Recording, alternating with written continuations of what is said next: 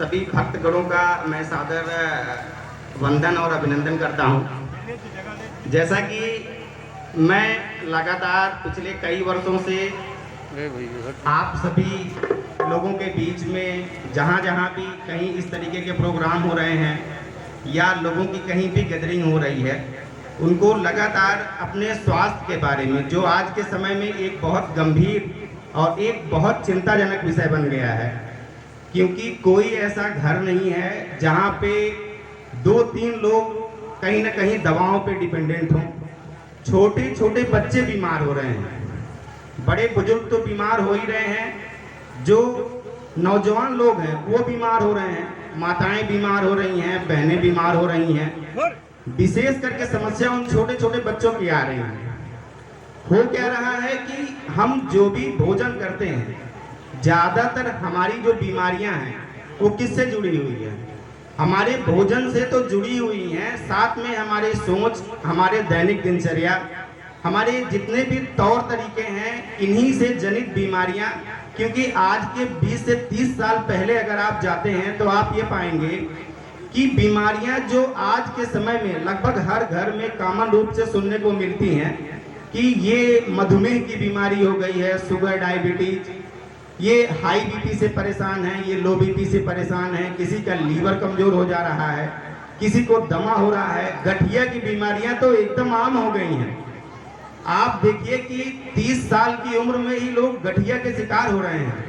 उनका चलना, कमर में दर्द, हड्डियों में दर्द, बराबर नींद ना आना, बेचैनी होना, काम ना करना या काम कर ना पाना।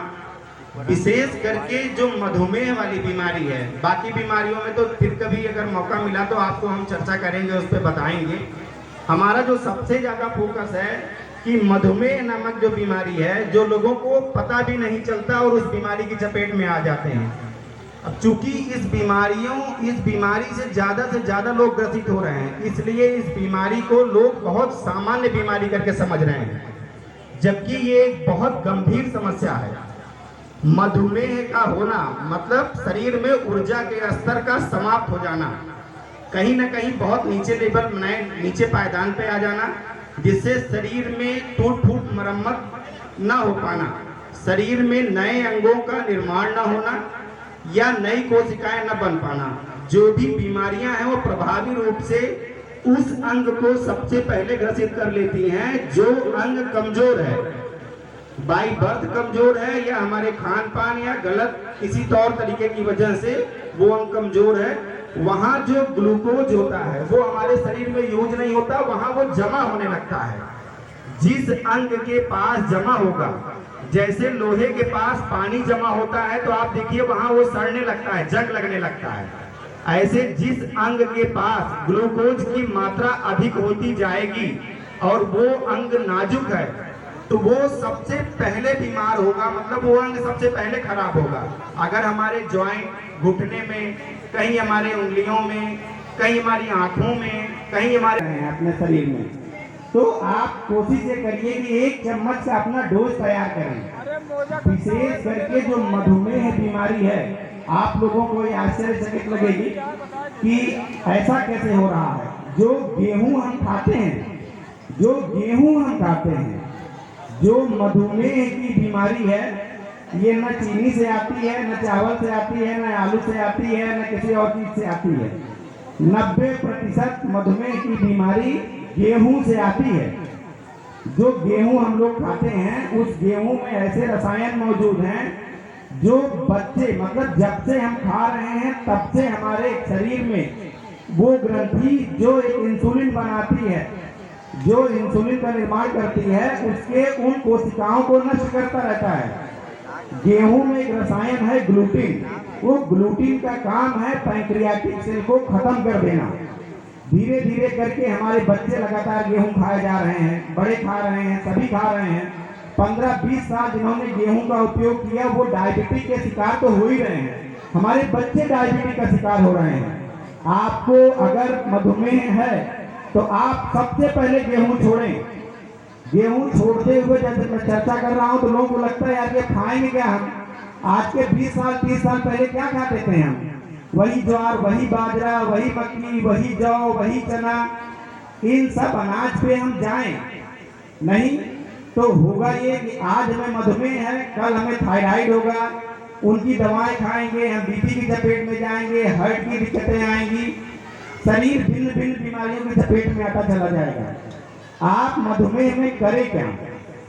रात में आप मेथी को पानी में भिगो दीजिए, सुबह आप वो पानी भी पीजिए और मेथी को भी चबा चबा के खाइए।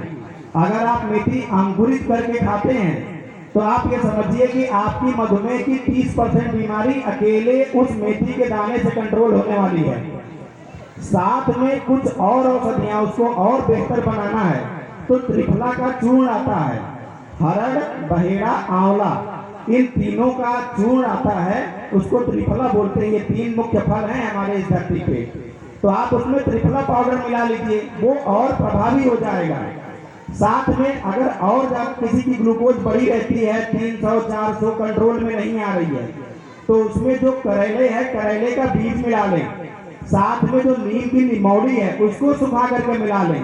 अगर ग्लूकोज लेवल फिर भी नीचे नहीं आ रहा है तो उसमें क्या करें, जो जामुन की गुठली का पाउडर है, सबसे तेज ग्लूकोज को नीचे करने के लिए जो औषधि उपयोग में आती है वो जामुन की गुठली है। और उसके साथ में जो प्रभावी औषधियां हैं आप लोग उसको ध्यान में रखिए। गुड़मार की पत्ती बोलते हैं उसको, पनीर का फूल, गुड़मार की पत्ती, साथ में उसमें तेज पत्ता भी मिलाइए आप। ये आपके ग्लूकोज लेवल को तो कंट्रोल करेगा ही करेगा, आपके पाचन को दुरुस्त करेगा, आपके पैंक्रिया के सेल को भी दुरुस्त करेगा। और अगर आपने 5-7 महीने लगातार इसका उपयोग किया, गेहूं से परहेज किया, तो आप ये जानिए कि धीरे धीरे करके आपके पैंक्रियाटिक सेल फिर से बन जाएंगे और आप मधुमेह वाली बीमारी से तो दूर हो जाएंगे। अगर किसी का ग्लूकोज 500 से 400 या इसके आसपास रह रहा है, किसी भी दवा से कंट्रोल नहीं आ रहा है, तो मैं एक ऐसा घरेलू उपाय बता रहा हूं जिससे आप 15 दिन में ही ग्लूकोज को एकदम नियंत्रित कर लेंगे। जो तुलसी का पत्ता है, 1 मुट्ठी तुलसी का पत्ता, उसको आप लीजिए, सुबह खाली पेट चबाना शुरू करिए, 2 से 3 मिनट उसको चबाइए। मुंह में जो लार बनेगा या जो उसका रस निकलता है, अगर आपकी इच्छा करे तो उसे आप निगल जाएं। अगर उसे नहीं भी निकलते हैं तो आप उसको थूक दीजिए। थूकने के बाद 1 गिलास गुनगुना पानी पीना है और 1 घंटे तक कुछ नहीं खाना पीना है। 15 दिन के भीतर आपकी शुगर जो 400 पे थी वो 300 पे आ जाएगी। कुछ दिन और आगे आपने उपयोग किया तो वो 200-250 पे आ जाएगी। 250 तक शुगर का लेवल कोई मधुमेह की बीमारी में काउंट नहीं होता है। आप कभी ये ना सोचें कि हमारा मधुमेह या ग्लूकोज का लेवल 100 से ऊपर जा रहा है तो मधुमेह के रोगी हैं, ऐसा कुछ भी नहीं, ऐसा कोई फीचर कहीं नहीं है। अगर आपका 250 के नीचे रहता है तो आप क्या करें, अपने डाइट में बैलेंस ले आएं, खाने को चबा चबा करके खाएं, ज़्यादा से ज़्यादा कच्ची चीज़ों पर डिपेंडेंट रहें, सलाद खाएं, कुछ पत्तियों का सेवन करें, मूली का है, धनिया का है।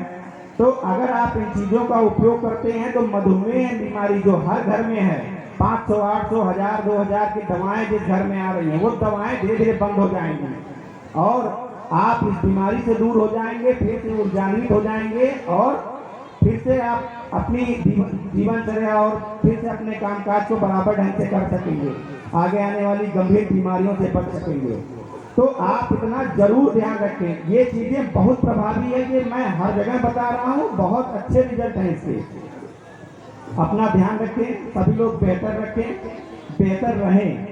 माँ भगवती के चरणों में फिर से नमन और आप सबका फिर से सादर अभिनंदन करता हूँ कि आपने हमें सुना, लेकिन इस पे अमल करिए। ये बहुत प्रभावकारी और बहुत दुर्लभ चीज़ें हैं, बहुत जगहों से सर्च करके हमने पाया वो आप लोगों तक आसानी से पहुँच रहा है। इसको करें, इसका लाभ उठाएं। आयुर्वेद, नेचुरोपैथी, प्रकृति से जुड़े। जय श्री राम, वंदे मातरम। बहुत सुंदर है।